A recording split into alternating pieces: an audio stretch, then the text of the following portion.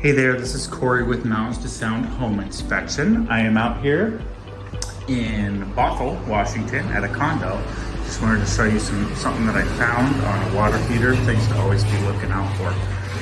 So the first thing here I just wanted to show you is I noticed a little burn mark here on some of the insulation, as well as up on the roof there. When you actually get up top here, there's no flue, okay? So there should be a flue vent here expelling any exhaust that comes out of the water heater there, getting it up and outside. So that's one issue here that I see. And then another here is with the temperature pressure release valve. So this side is plumbed down and going outside, so that's great. But you also have an opening here to where if this were to go off, it's spraying into the garage here, potentially into somebody. So again, just some of the issues that we see on water heaters. Thank you. This is Cory with Mountains to Sound Home Inspection.